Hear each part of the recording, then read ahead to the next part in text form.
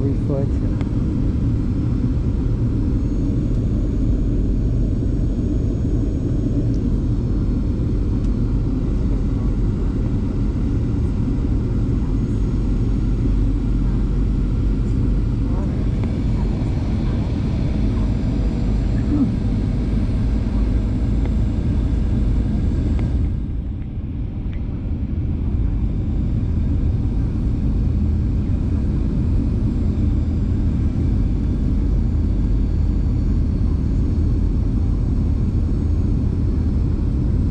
Good when I get back and edit this. It's great.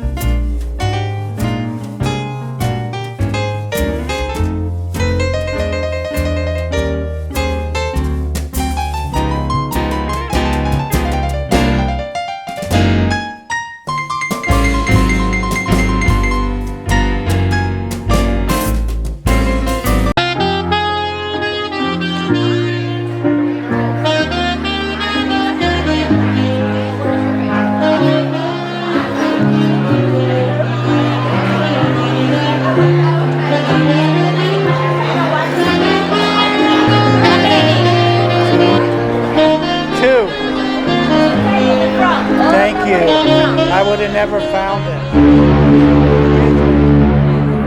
Excuse me.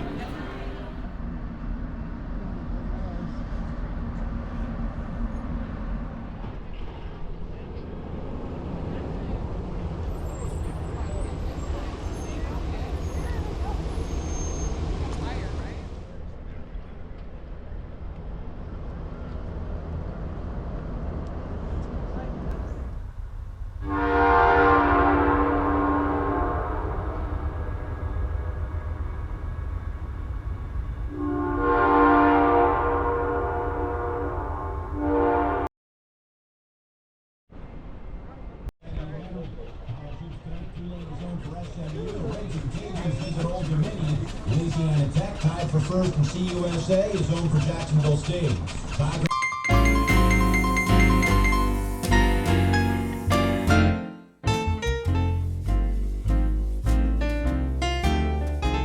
Hi. Here to our left, this pavilion I call the culinary pavilion. Start off with your fresh produce. Then go to Loretta's for your praline-filled beignets. They operate between 10 a.m. and 5 p.m. every single day. Up ahead on our left, we have the red building is the old U.S. Mint. This houses the New Orleans Jazz Museum. Coming up on our right, we have where the Mississippi River makes the crescent into the city, which gave us the name the Crescent City. And up ahead on our right is the Bywater neighborhood, because it's by the water. And across the street on the left, we have the Marigny. The Marigny is known for Frenchman Street. Frenchman Street we call the locals Bourbon Street, because that's where you find your blues and jazz that you didn't find on Bourbon Street. They also have excellent restaurants. We have commissioned artwork to keep from getting tagged with graffiti. Coming up on our right, this is our latest piece of artwork. A little different, but they still did a good job. And just past this one on the right is a muck rock mural, one of my favorites. We have another one of my favorites coming up on our right. It's dedicated to the black women of the city who make up a third of our workforce right here on our right. This is excellent artwork. And our next two murals were completed about a month ago. Coming up on our left, look at this fence, guys. It combines graffiti with the mural with the alligator with the sunglasses, yeah. Check that out. Pretty cool, huh? And we have another one coming up in front of us. This is Satchmo, or Louis Armstrong. It'll be on our right in just a moment. Right up here on our right. And just on the other side of our next intersection, on the right, we have the Mardi Gras Indian, and looks like 1789.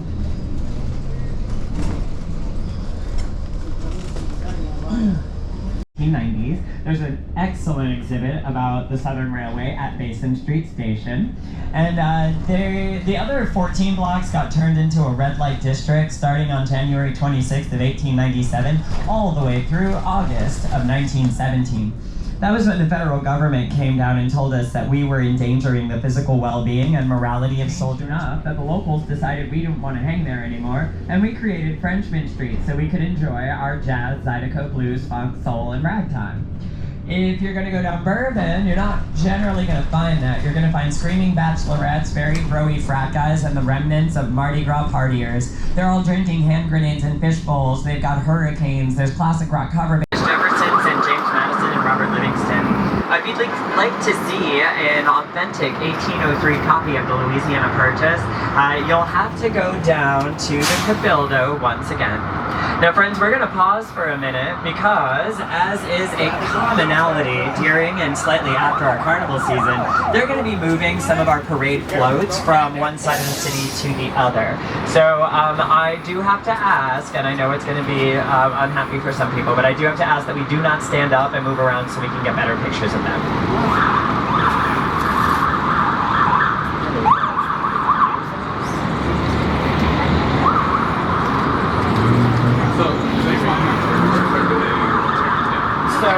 of them will be reused, some of them will be repurposed, but it needs no introduction. And next year, the spotlight is going to be on it because we will be hosting our 8th Super Bowl in the Caesars Superdome. Now, the Superdome was built in 1971, or at least they broke ground for it in 1971. It was finished in 74, and that was the same year it was added to the National Registry of Historic Places. If you're wondering why our football stadium got put on a National Registry of Historic Places the year it was built, it's because in 1974 this was the largest indoor stadium in the world. Now, that was in 74. Today, if you want to see the largest indoor stadium, you're going to have to go to North Korea and visit Rembrandt 1st of May. Today, though, if you want to go to the largest fixed domed structure in the world, that way, even if it's not, the seats create an illusion like the Superdome will always be filled. And it shouldn't be that hard to fill up the seats in the Superdome. I only say that because about a decade ago, WrestleMania brought in 78,000 people. They're the 3rd largest event to take place inside the dome. The 2nd largest event was Pope John Paul II, who performed the Catholic Mass here for just over 80,000 people. He gave a speech the following day for a little over 200,000 people before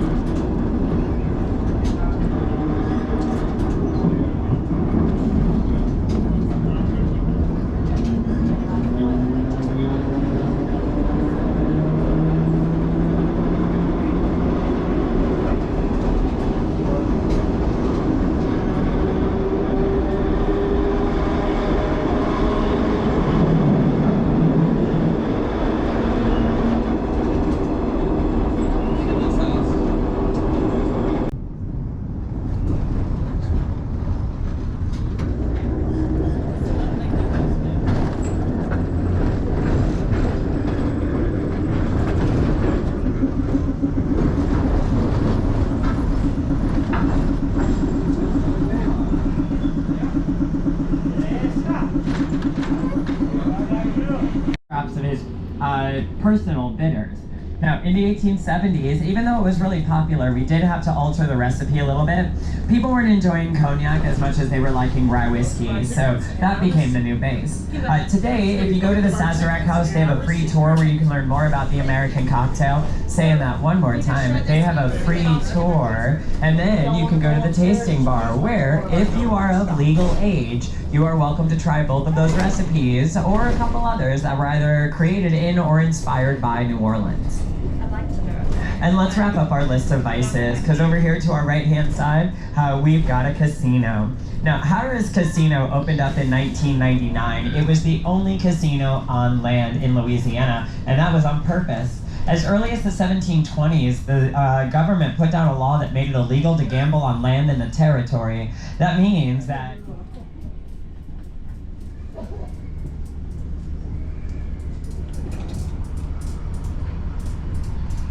So, I didn't get a sign about where we are. years, Magazine Street would go from 5 blocks of warehouses to 6 miles of boutique shopping, restaurants, and boutique food. We're coming up to our stop number 11, first of 3 Magazine Street stops. Do I have anybody hopping off? Stop number 11. It looks like that might be a no upstairs, Mr. KP. 2 things for here at stop number 11. If you were to walk 3 blocks to your right-hand side, you would find an insanely beautiful mansion called the Buckner. And the Buckner Mansion is where they filmed Miss Robichaux's Academy for Girls from American Horror Story Coven. In Louisiana, not very as soon as possible. We just crossed over Jackson Avenue, which took us out of the Lower Garden District. Just by crossing that street, the average price of a house jumped up by $250,000. Welcome to the Garden District, everybody. That's on the right-hand side of the bus, and I'll give you a Cliff Notes history of it in just a little bit. But on our left-hand side of the bus, that is called the Irish Channel. It was developed in the late 1820s, early 1830s, as a young woman named Celeste Libiday was beginning to sell off bits of her plantation. Obviously, the Irish Channel gets its name because it was a heavily Irish neighborhood. We got our first Irish immigrants in 1798 after a failed political uprising caused them to flee persecution. So they chose New Orleans because we had a very strong anti-British sentiment, and we're a very Catholic city. They helped us celebrate St. Patrick's Day for the first time in 1806, and then by the time you got around to the 1820s, that's when our working class families would begin coming here. These would be the people who would help us build construction projects like the New Basin Canal and the Pontchartrain Expressway. And in 1991, it's going to be super fun. And unfortunately, we do not have representation in America's national pastime anymore. Even when we did, we only had a minor league baseball team, but they were amazing. They were called the Baby Cakes. Picture an 8.5 foot tall baby with 1 tooth. I had 3 sizes too big, a crown on it, maybe that says I Heart King Cake, and a Mardi Gras colored diaper on it. Running around the bases against the beignet and a crawfish, and that was the 7th inning stretch for every Baby Cakes game. It was amazing.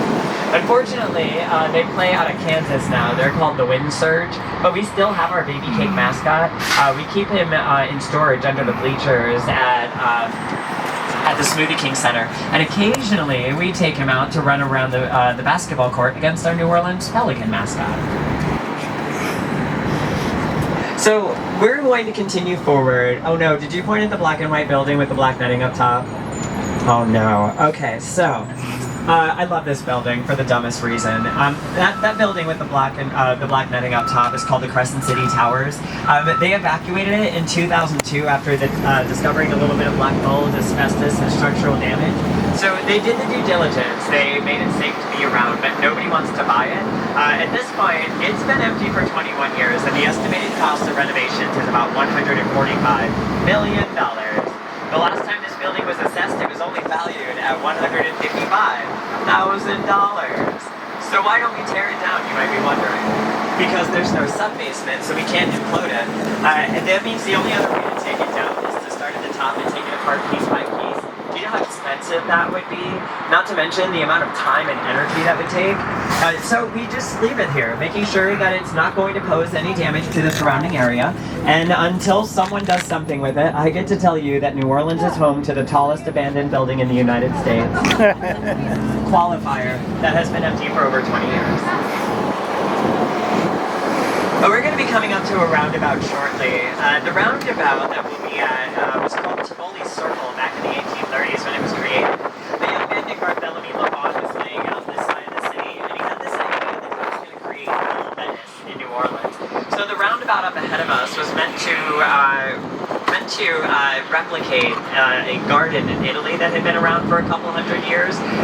So Tivoli Circle was born, and there were supposed to be decorative canals here. We were trying to connect Lake Pontchartrain to the Mississippi River. We did not want to give them resources to create decorative canals. But we compromised and we gave them streetcar tracks instead. And today, the St. Charles Avenue streetcar tracks are the oldest continually operated streetcar tracks in the U.S. and among the oldest in the world. I will talk a little bit about the St. Charles streetcar and the history of the uptown neighborhood a little bit later. But one other thing I want to say is that you will always be able to tell the St. Charles Avenue streetcar because it is the only one that is green. All of our other streetcars on Canal Street are red, and they do not want to put red streetcars on St. Charles Avenue. So they would rather put a bus on it rather than, take those off of Canal. And fun fact, the streetcars are all antique pieces. We have not put new streetcars on St. Charles Avenue since 1921. It's $1.25 to ride one way, but if you want to make a smart financial decision, pay $3. You get a 24-hour pass that's good on all of our streetcars, the buses, and all of our ferries in Orleans Parish. So in the 1870s, the pedestal up ahead of us was installed in Tivoli Circle, and a statue of General Robert E. Lee was placed on it. So this became Lee Circle. It changed in 2017 when he was taken off, and they called it Friendship Circle, then Equality Circle, and today this is Harmony Circle. We're going to be ending our trip halfway around Harmony Circle in just a moment when we come up to this copper brownstone.